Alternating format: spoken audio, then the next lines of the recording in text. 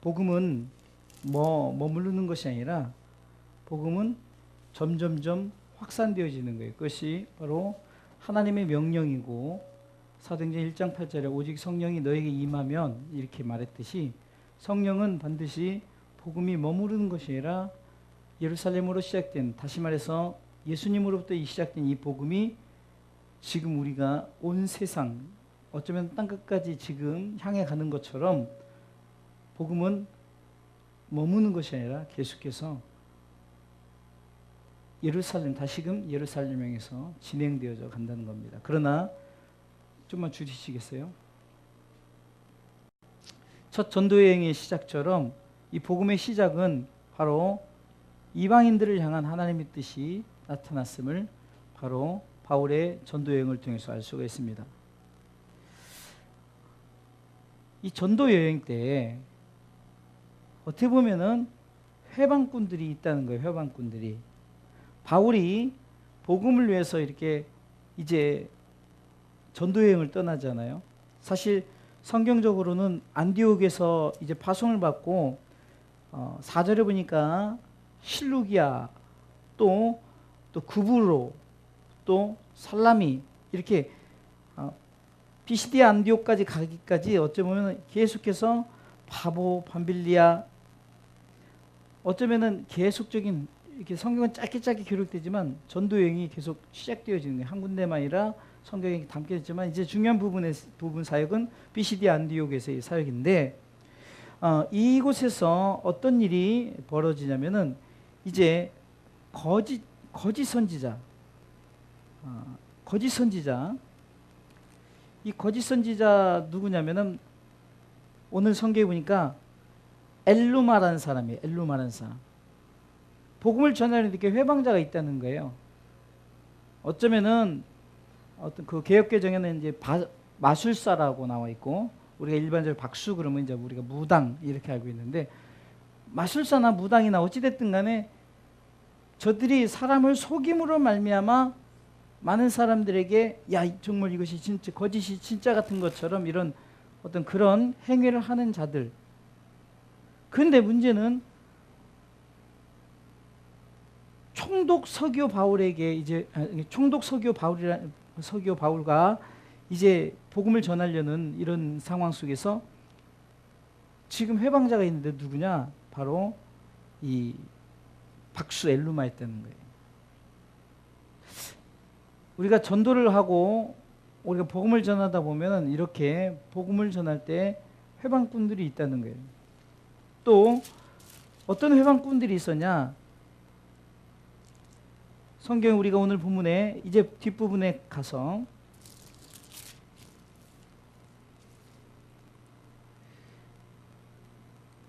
(45절)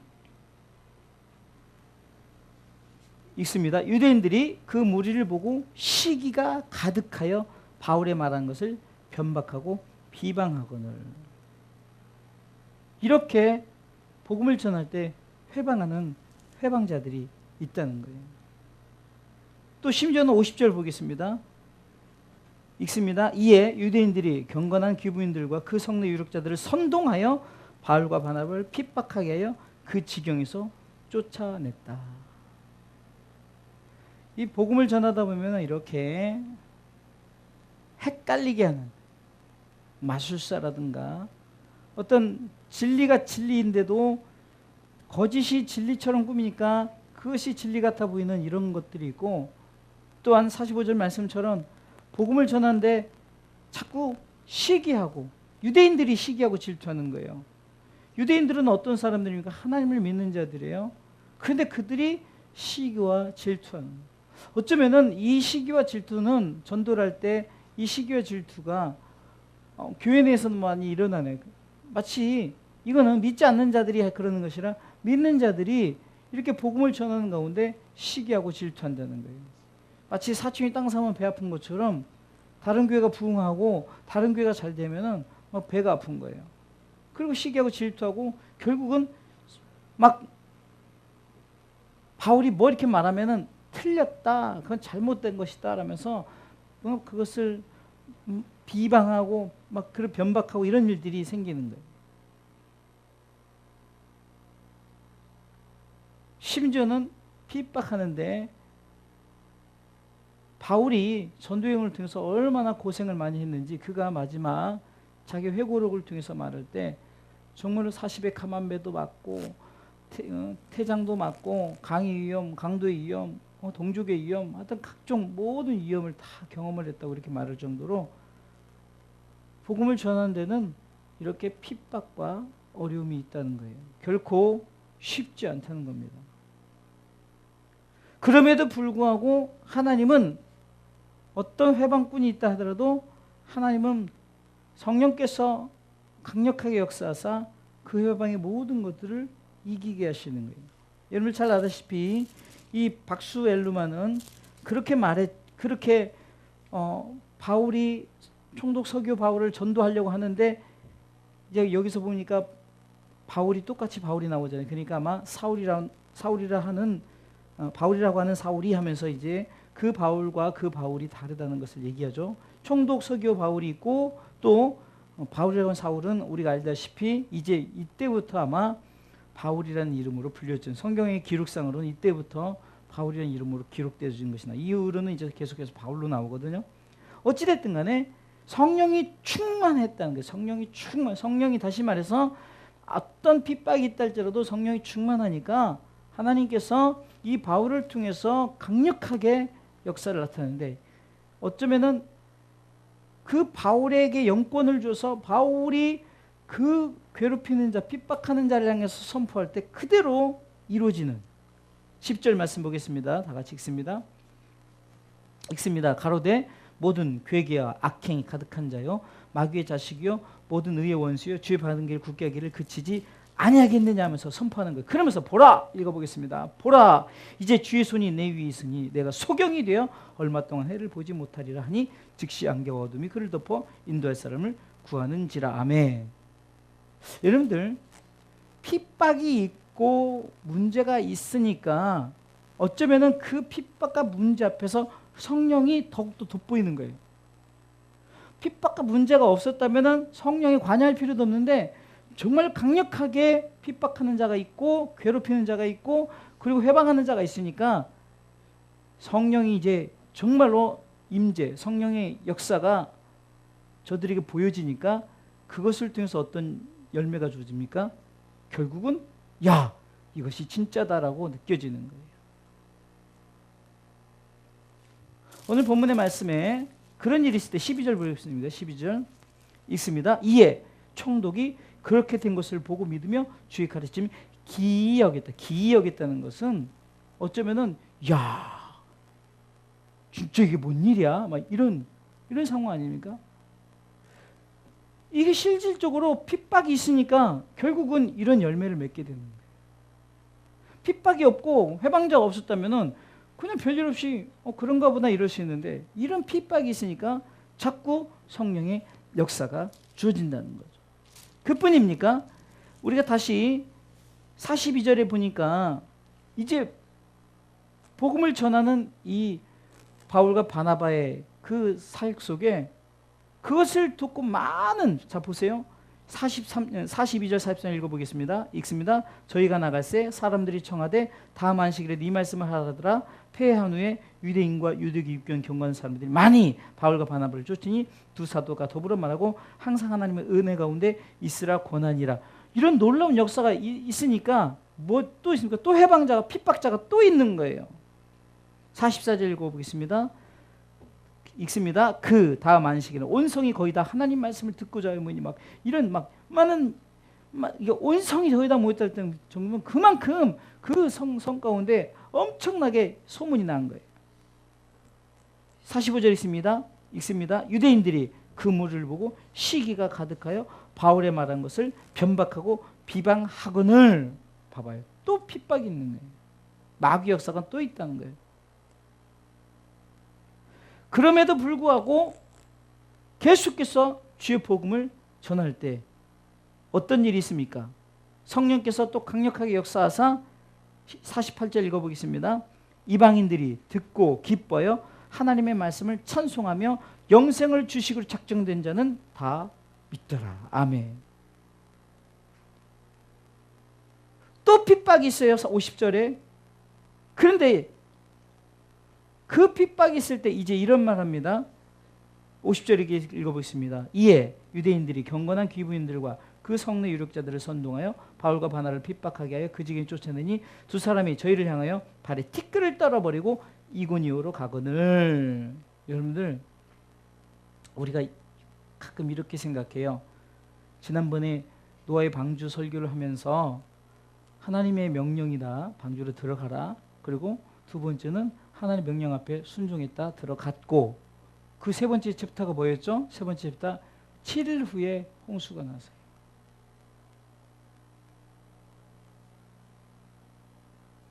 하나님은 때로는 계속 기다려주는 게 아니에요. 지금도 보세요. 복음이 전하고 온 성이 이제 할 일이 다 끝났어요. 그런데 그 중에 또 핍박하고 막 반박하고 이런 자들이 있으니까 어떻게 합니까? 이제 하나님이 야, 거기선 끝이다. 이제는 자, 이고니오로 가라. 이고니오 다른 지방으로 가게 됩니다. 여러분들, 이런 것을 통해서 우리가 뭘 알 수 있을까요? 사사기 시대 보면은 백성들이 범죄하고 하나님 앞에 살려주세요, 도와주세요 하니까 하나님이 사사를 보내주시고, 사사가 나타났을 땐 태평했다가 또 저들이 사사가 죽고 난 다음에 또 자기 생각대로 또 막 삶을 살죠. 그러니까 또 블레셋이나 미디안이나 이런 데서 또 침략을 당하니까 또 살려주세요. 이 반복되는 게 사사시대예요. 그것을 통해서 우리가 무엇을 알 수 있냐고요. 복음도 마찬가지예요. 우리가 복음을 전할 때 어떻게 보면은 그래프를 본다면은 위험을 만나기도 하고 또 다시 한참 또 내려갈 때도 있고 또 부흥할 때도 있고 또 내려갈 때도 있고, 하지만 복음은 계속해서 전해지는데 중요한 것은 여기서 끝나면은 이 복음은 더 이상 이곳에서 전해지지 않는다는 거예요. 여러분들, 이 대한민국에 예수를 모르는 자가 있을까요? 저는 지금 우리가 전도한다는 개념이 사실 어느 면에서는 이미 바울과 바나바가 먼지를 떨어버리고 이고니온으로 옮겨갔던 것처럼 사실 이제는 우리가 믿는 자들, 믿지 않는 자들, 이제 복음이 다 전해졌어요. 근데 그것을 다지고 뭐 예를 들어서 낙심된 자, 절망된 자, 떠난 자, 이런 자들 이제 개종을 향해서 나가지만 성경상으로 보면 예수님에 대한 소식은 전해졌어요. 대한민국에 예수님에 대해서 몰라서 안 믿어요? 그렇지 않아요. 그런데요, 역사적으로 보세요. 예수님이란 분이 모르고 복음이 그것에 정착되지 않게는 엄청난 핍박이 있었고 또 핍박과 함께 엄청난 부흥이 있었어요. 한번 역사적으로 보세요. 영국이 그랬고 미국이 그랬고 대한민국이 그랬고 중국이 그래갑니다. 핍박이 있을 때는 오히려 엄청나게 부흥했어요. 막. 왜요? 성령이 역사하고. 어쩌면은 이제는 복음이 예루살렘으로 시작된 복음이 이방 나라 사마리아를 통해서 이제 이렇게 전도의 안디옥에서 시작된 복음이 실루기아, 구브로, 살라미, 바보, 밤빌리아, 버가, 그다음 비시디, 안디옥, 이고니온 계속해서 옮겨 다녀요. 이 비시디 안디옥에서 이 역사를 통해서 보면 하나님이 더 이상 복음을 전할 게 없으니까 떨어버리는 거예요. 저는 이것이 굉장히 역사적인 사건 속에 이 복음이 영국에 들어갔을 때 저들이 복음 하나님에 대해서 모르지 않아요. 근데 그 영국이 부흥하기까지는 엄청나게 핍박이 있었어요. 마찬가지로 미국도 마찬가지고 대한민국도 중국도 이제 중국이 이제 모델되어서 그렇게 되어져 나가죠. 복음은 마냥 기다려주는 게 아니더라는 거예요. 원지를 떨어버리고 옮겨버렸을 때는 이제는 자체적으로 그 복음이 스스로가, 그런데 우리가 보세요. 이 복음이 떠나고 옮겨진다면은 부흥이 있어야 되는데 역사적으로 보세요. 부흥이 있나요? 영국 복음이 쇠퇴져 갔죠. 미국 쇠퇴 갔죠. 대한민국 지금 여러분들 아시죠? 말할 것도 없어요. 중국도 지금 중국이 막 피크입니다. 중국. 근데 중국도 점점점 이제 쇠퇴져 가요. 왜 그런가 했더니 바울이 전도여행을 통해서 막 핍박을 받고 고난을 받고 어려움을 당할 때는 막 뜨겁고 열정적으로 하는데 이제는 이 복음이 편해지고 그냥 여기가 조사원이 되니까 지난번에 얘기했처럼 우리에게 핍박이 뭐냐고요? 주의 종들에게는 사명감의 결여, 두 번째는 잘못된 사명감. 성도들에게는 뭐가 핍박을 했죠? 주여 주여 해놓고서나 응답이 왔는데도 어이구 이거 응답이 왔네, 응답이 아닌가 보다 하면서 베드로를 위해서 그렇게 기도했는데 베드로가 나타났더니 베드로의 천사다라고 말할 정도로 도대체 뭘 기도한 거예요? 무엇을 위해서 교회를 지었고 무엇을 위해서 헌금을 했고 무엇을 위해서 했냐는 거죠. 결국은 이 복음이 강력하게 역사할 때는 주의 종들도 성도들도 정말 하나님의 성령의 이끌림, 그 성령의 이끌림 속에서 막 충만하니까 뭐가 들어와도 문제없이 강력하게 역사했다는 거죠. 어쩌면 시편 119편 71절 말씀처럼 고난당한 것이 내게 유익이라 이로 인해 내가 주의 일을 배우게 되었나이다 라는 거죠. 목회를 하면서 지금까지도 고난이 있었기에 아 정말로 내가 이만큼도 행복하다. 목회뿐만 아니라 제가 당뇨병을 앓고 있는데 몇 달 전만 해도 여러분들에게 막 절이다 뭐다 하는데 요즘에 하나도 안 절해요. 얼마나 감사한지 몰라요. 절인 게 없어지니까 감사해요. 방아쇠 증후군만 없어져도 감사해요. 이게 뭡니까? 우리가 정말로 복음이 딱 우리에게 주어질 때 감사하고 이 복음이 우리에게 딱 붙들고 이 복음이 우리에게 떠나지 않기를 위해서 우리가 어쩌면요. 우리가 이렇게 붙들지 않으면은 더 이상 하나님이 관여하지 않는다고 그렇다고 성령이 우리가 하나님 우리 가운데 역사하지 않는 이런 개념이 아니라 우리가 그전에는 막 정말 얼마나 뜨겁습니까? 저 어렸을 때도요, 막 중국처럼 똑같았어요. 교회가 막 졌다면 막 다 몰려들고 막 옛날에는 부흥회라고 하는 사경회라고 그랬어요. 새벽, 아침, 점심, 저녁 이렇게 모였어요. 새벽, 아침, 점심, 저녁. 그리고 일주일 부흥회를 했어요. 이거는 뭐 다 내팽개치고 하루 뭐 일주일 내내 집회하는 거죠 뭐. 그래도 막 가득가득했고요. 근데 뭔지를 떨어버리는데 저는 이 부분을 성경을 계속 반복해서 들으면서 참 이 부분이 마음이 안타까운 거예요. 먼지를 떨어버리고 다른 곳으로 옮겼다. 우리 주사랑교회는 어느 지경인가? 정말 먼지를 떨어버리고 다른 곳으로 옮기진 않았나? 우리 대한민국은 먼지를 떨어버리고 하나님의 다른 나라로 옮기진 않았나? 우리는 복음이 마냥 우리 가운데 있고 하나님의 역사가 계속 있어서 야 정말 우리가 기회는 있겠다 하지만 그렇지 않다는 거예요.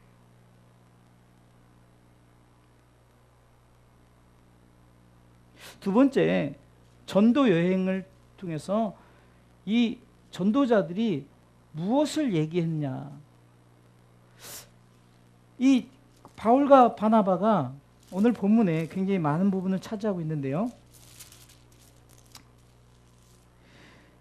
17절부터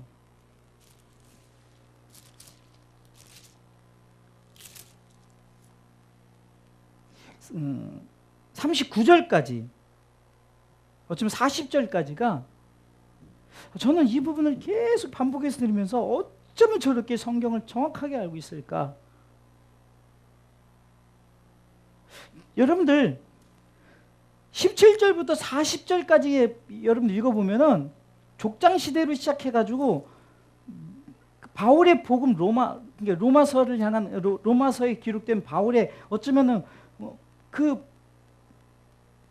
오직 의인은 믿음으로 말미암아 살리라까지 역사적인 사건을 쭉 얘기하면서 정확하게 정말 중요한 부분들을 다 기록을 했어요.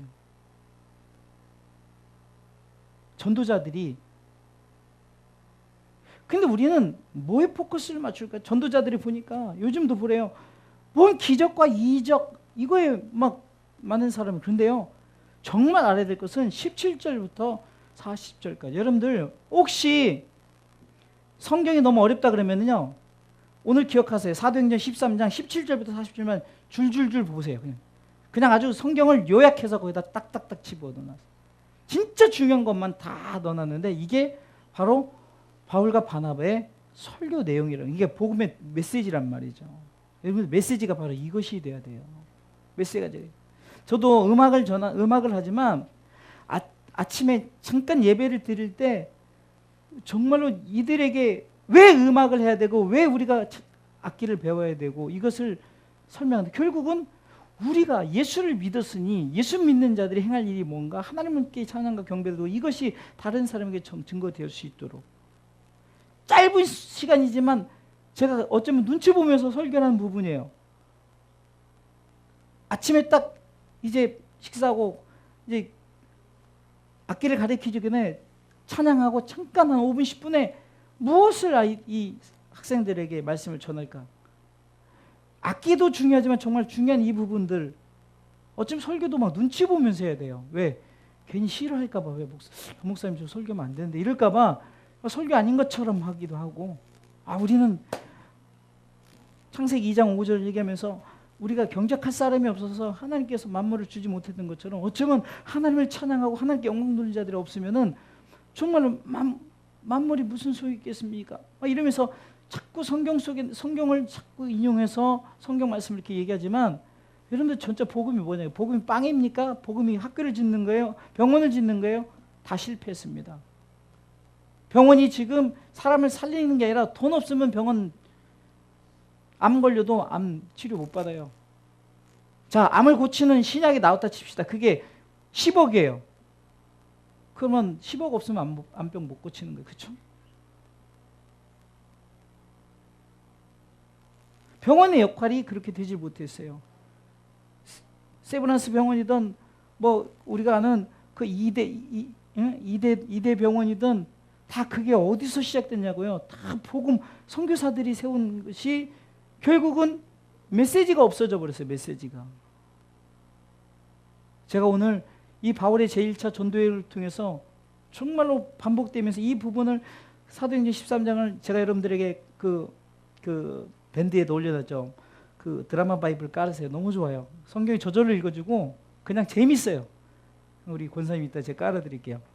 그냥 틀어놓고 있으면은 이 성경이 이렇게 동화처럼 얘기가 돼줘서 그냥 정말 이렇게 막 배경음악과 함께 딱 나오는데 너무 좋아요.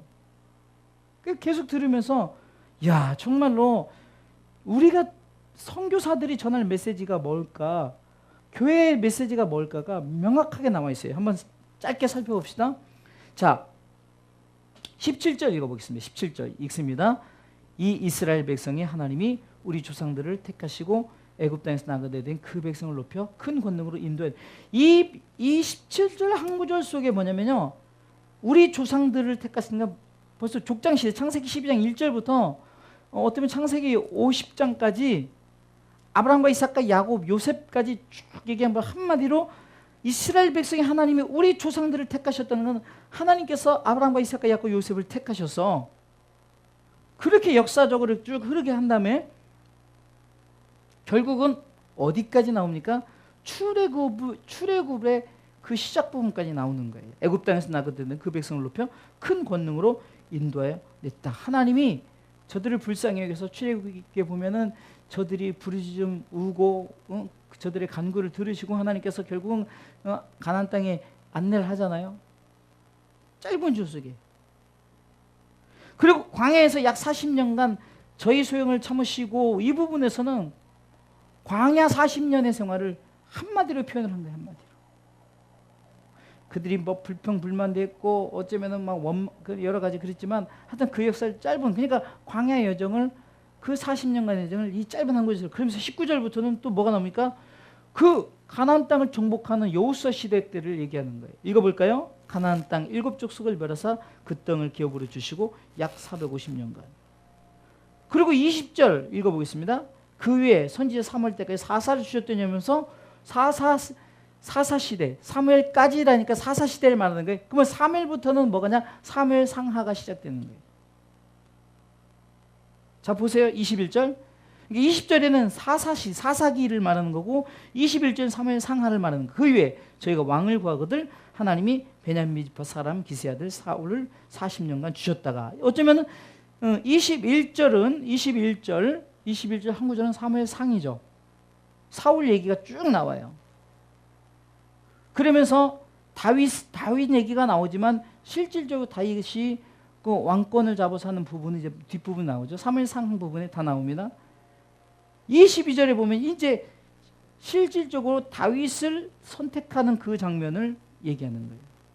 읽어볼까요? 피하시고 다윗을 왕으로 세우시고 증거해 가라사대 때 내가 이새의 아들 다윗을 만나니 내 마음에 합한 사람이라 내 뜻을 다 이루게 하시라 하시더니 하면서 다윗은 어쩌면은 우리가 마태복음에 보면은 마태복음 1장 1절 보세요. 아브라함과 다윗의 자손 예수 그리스도의 세계라 딱 나와 있죠. 그러니까 역사적인 성경의 계보는 아브라함으로 시작돼서 다윗까지 역사적으로 딱 끝나요. 근데 다윗에서 보면은 다윗서부터는 바로 예수로 나가요. 그 중간에 많은 저기가 있겠지만 그러나 그렇지 않아요. 바로 다윗에서부터 바로 예수님을 딱 소개를 합니다.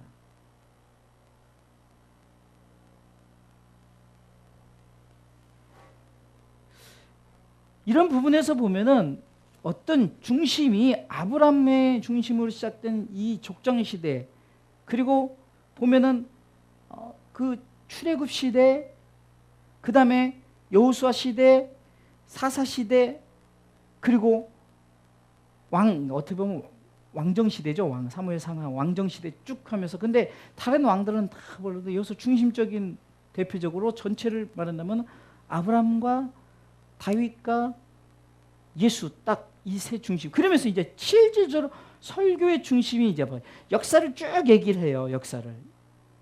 그러니까 너희 조상들이 이랬다라고 이렇게 말하는 역사. 그런데 진짜 바울의 핵심은 그 조상에 대한 얘기가 아니라 지금부터라는 거예요. 23절 읽어보겠습니다. 시작. 하나님이 약속하신 대로 이 사람의 씨에서 이스라엘의 구주를 세우시니 곧 예수라 하면서 예수님에 대한 이야기를 이제 23절부터 쭉 합니다. 예수님이 오시기까지 세례 요한이 출현을 해가지고 세례 요한이 예수님에 대해서 앞으로 나는 물로 세례를 주면 앞으로 너에게 성령 세례 불세례를 주실 분이 오신다 그러면서 나는 그분의 신발 끈도 감당할 수 없다 이렇게 말하는 부분이 24절부터 25절까지 또 나오죠. 그러면서 이제 실질적으로 한마디로 마막 누교, 이게 뭐냐면 우리가 말하면 복음서죠. 이 복음서의 내용을 한마디로 함축하는 게 뭐냐? 예수님이 오셨는데 너희들이 예수님을 십자가에 못 박았다는 얘기죠. 그런데 이 부분이 이미 선지자들이 예언을 했다 하면서 어쩌면은 기록되지, 우리가 여기서 보여주지 않았던 뒤에 이사야 선지자라든가 어떤 이 땅 오실 그들 선지자에 말씀했던 이 부분을 얘기하면서 다시금 옛적 구약 시대에 이런 선지자들이 예수님께서 이게 메시아 구세주를 보내실 것이다라는 것을 얘기하면서 잠시 구약에 이런 것들이 이미 예언되었다는 말하면서 그 예언된 그분이 이 땅에 오셨다라고 이런 말하는 부분들이에요.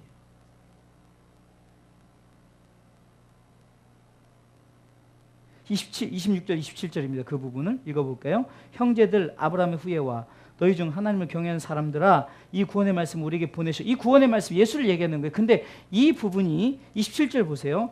예루살렘 사는 자들과 저희 관원들이 예수와 및 안심을 외우는 바 선지자들의 말을 알지 못함으로, 이 뭐냐면은 정말 어떤 구약의 예수님에 대해서 얘기를 많이 했는데 이 사람들이 성경을 보고 봐도 누군지를 모르는 거예요. 쭉 읽어볼까요? 알지 못함으로 예수를 정죄해 선지자들의 말에 응하게 하였다. 예수님이 이 땅에 오셔서 죄를 다 짊어짐으로 말미암아 선지자 말이 이제는 딱 맞게 되었다는 거죠. 그런데 문제는 그 예수는 죄가 없다는 거예요. 죄 없는 자들을 죽여달라 누구에게 부탁했다고요? 빌라도에게 죽여달라고 부탁을 해버린 거예요. 29절 보니까 성경에 저를 가리켜 기록한 말씀을 다 응하게 한 것이라. 후에 나무에서 내려다가 무덤에 두었으나 하나님이 죽은 자 가운데 저를 살리신. 이 부분에서 보세요. 자, 29절은 예수님의, 자, 어떻게 보면은 23절 부분에서는 우리 예수님께서 이 땅에 씨로 오셨다는 것, 그러면 성육신, 인카네이션, 늘 말하는 첫 번째 예수님이죠. 예수님은 어떤 분이신가? 우리를 위해서 이 땅에 육신의 몸으로 오셨다. 하나님이신 그분이 오셨다는 부분이고, 29절 그 예수님이 결국은 십자가에 죽으셨다는 부분이 바로 십자가 예수님을 얘기하죠. 29절 읽어볼까요? 성경에 저를 가리켜 기록한 말씀을 다 응하게 하신 것이라. 후에 나무에서 내려다가 무덤에 두었으나 십자가에 죽으셨어요. 그랬는데 30절은 부활을 얘기합니다. 읽습니다. 하나님이 죽은 자 가운데서 저를 살리신지라. 아멘. 그뿐입니까? 31절에는 승천 부분을 얘기하는 거예요. 읽습니다. 갈릴리로부터 예루살렘에 올라간 사람들의 여러 날 보이셨으니 저희가 이제 백성들 앞에 그의 증인. 승천하신 부분, 승천하신 부분을 좀 더 이제 나중에 얘기를 하는데, 자, 그 부분은 넘어가고요. 자, 그러면서 결국은 그 예수를 우리가 어떻게 해야 된다는 것을 이제 결론적으로 딱 말을 하는 거예요. 그것이 39절입니다. 39절 읽겠습니다.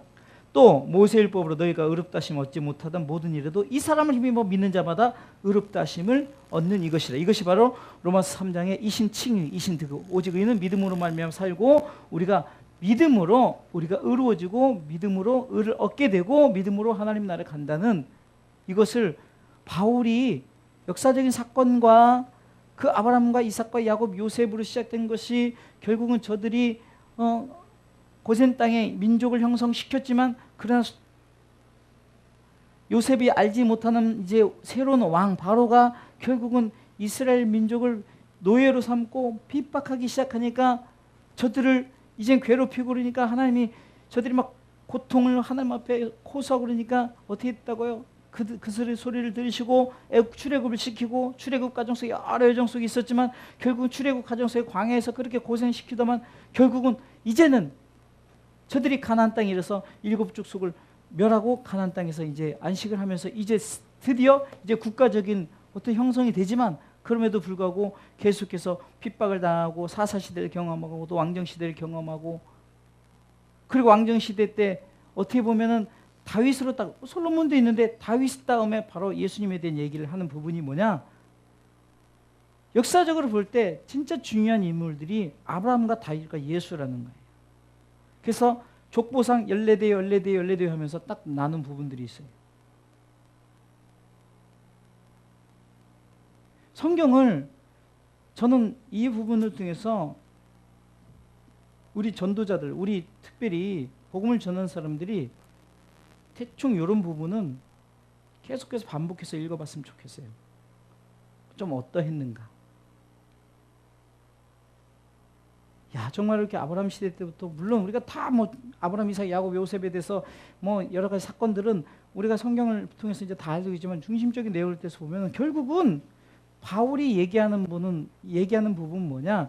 역사적으로 너희 조상들이 이렇게 살았지만 결국은 그 모든 죄와 허물을 위해서 하나님께서 예수님을 보내셨는데, 예수님이 우리를 위해서 죽으시고 그분이 부활하시고 성경대로 부활하시고 성경대로 승천하시고 성경대로 다시 오실 예수님이 약속하신 그분이 바로 예수님이다. 이 부분을 하면서 이 예수를 믿어야만 된다는 것을 얘기하는 거예요.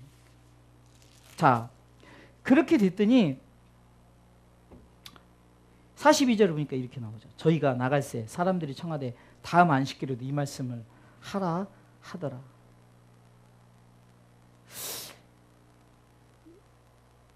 성경을 어떻게 보면은 함축해서 딱 얘기하니까 어쩌면 그 유대인들이 딱 듣고, 야, 이게 너무 이게 이제 좀 어떻게 보면 쏙쏙 들어온다고 표현할까요? 지금 어쩌면 성경의 이 부분을 얘기하면서 저들이니까 다음에 더 많은 사람 데려올 테니까, 자, 그 사람들에게도 이 말씀을 해달라는 거예요. 그러니까 사도행전 13장 17절부터 40절까지 얘기를 또 해달라는 거죠. 44절 보세요. 그 다음 안식일은 온 성이 거의 다 하나님 말씀을 듣고자 모이니. 야, 얼마나 멋집니까?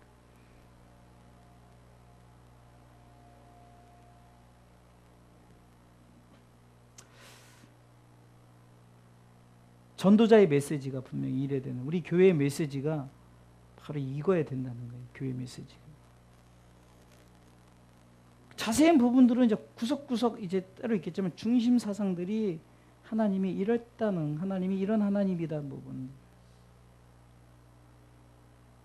그러니까 막 많은 사람들이 메시지를 듣고 모이기 시작한 거예요. 병을 고쳐서 모인 게 아니고 기적을 일으켜서 모인 게 아니에요. 결국은 기적과 병고침 이런 것들은요, 복음의 어쩌면 회방꾼이 될 수가 있는 거예요. 진짜 우리가 정말 알아야 될 예수 얘기는 쏙 온데간데 버리고 병 고치는 거예요. 막 무슨 뭐 자빠져 하는 거, 랄랄라 하는 거예요. 정말 우리가 중요한 복음이 뭔가를 바울은 정확하게 전도여행을 통해서, 특별히 메시지를 통해서, 그리고 메시지를 통해서 수학이 어떤 온 성의 모든 사람들이 다 모여서 들었어요. 그랬더니 52절 보니까 룰루라라 신난 거예요. 전도여행이 너무 신난 거예요. 제자들은 기쁨과 성령이 충만하니라. 이 기쁨과 성령은, 기쁨은 우리가 복음을 통해서 얻어지는 희락들이죠. 성령은 이 기쁨을 우리 가운데 있게 하신 원동력이에요. 주체자라는 거죠. 이 한 구절 속에 이 전도자에게 성령이 항상 충만해서 이런 기적이 일어났다는 것을 한 구절로 우리가 알 수 있습니다. 사랑하는 성도 여러분, 여러분들도 가끔 그러죠. 성경이 너무 어려워요. 어렵죠. 저도 어려운데. 근데 우리가 어떤 구체적인 이런 부분들을 우리가 알고 더 그 속에 구체적으로 이제 이런 부분이 있다는 것은, 이제 목사님들이 설교를 하면서 아브라함이 이랬습니다. 이삭이 이랬습니다. 야곱이 이랬습니다. 요셉이 이랬습니다. 사사시대 때는 유명한 그 기드온이 그랬습니다. 입다가 이랬습니다. 뭐 이러면서 뭐 왕시대 때는 히스기야 왕도 나오고, 또 사울로 시작된 왕들이 다윗으로 시작해서 솔로몬의 범죄로 말미암아 이제 남방 유다 북방 이스라엘 여로보암 르호보암으로 나뉘고, 이제 우리나라처럼 남한과 북한이 이렇게 했던 것처럼 똑같이 이스라엘 두 나라가 이렇게 헤어졌다가 나중에는 북왕국 이스라엘이 멸망하고 남방 유다가 멸망합니다. 그리고 통일왕국 시대가 또 이루어지고 뭐 어쩌죠. 이제 구체적인 것은 우리에게 주어지지만 정확하게 전도자가 핵심을 정확하게 찝어줬어요. 그럴 때 많은 그 온 성의 백성 다 모여서 그 말씀을 듣고 하나님께 영광과 찬송 올려드리는 그 부분들. 하지만 그렇게 회방하는 회방자들, 그들은 결국은 떨어버리고 다음 전도지 이고니온을 향해서 갔다는 거예요. 이제 다음 주에는 이제 이고니온에서 이제 루스드라까지 또 다시 이제 안디옥으로 와가지고 이제 다시 이렇게 조금 그 전도 했던 교회를 돌아보면서 또 전도여행을 잡고 이제 로마 여행까지 이제 쭉 나가는 부분이 이제 바로 사도행전입니다. 우리가 이런 부분을 통해서 우리에게 정말 필요한 복음은 무엇인가? 복음은 말로만 우리에게 주어진 것이 아니라 능력과 성령과 큰 확신 가운데 이루어지는데, 이 능력과 성령과 큰 확신은 내 힘으로 되어지는 것이 아니라 성령께서 우리를 붙들어 주실 때 되어진다는 거고, 이 바울의 사역 속에서 보면은 철저하게 성령님이 모든 걸 책임져 주고, 핍박자가 있다 할지라도 회방자가 있다 할지라도 하나님께서 다 책임져 주셨어요. 바울은 오직 뭔만 얘기했느냐? 예수 얘기만 했다. 결국은 예수 얘기만 했다는 거죠. 한마디로 사도행전 13장 22절은 전체 성경의 요약이라 볼 수 있어요. 그 전에 모든 거 삼주께서 어쩌면은 패하시고란 부분 속에서 사울을 패했던 그 부분을 하면서 구약의 사건들을 딱 한마디로 총론하면서 하나님께서 다윗을 세우시고 이제 다윗을 통해서 하나님의 뜻을 이루게 하려 하면서 23절에 하나님이 약속하신 대로 이 사람이 이제 이스라엘 구주를 세우니까 예수에게 결국은 예수님이 얘기하는 것이 전도의 핵심이라는 거예요. 성경을 얘기하는 것이 전도의 핵심이에요. 무엇을 나눠주고 고치고 학교를 세우고 가르치고 뭐 이런 것들도 필요하지만 그게 중심이 아니고 그것은 하나의 수단밖에 되지 않아요.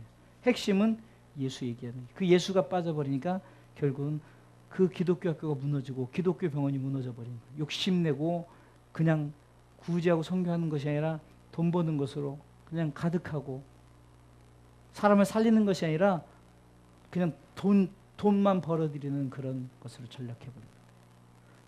바울은 복음을 향해서 모든 걸 다 내려놨어요. 물질도 내려놓고 자신의 어떤 그 어쩌면 스펙이죠. 자신의 스펙도 다 내려놨어요. 이게 바로 전도자의 모습이에요.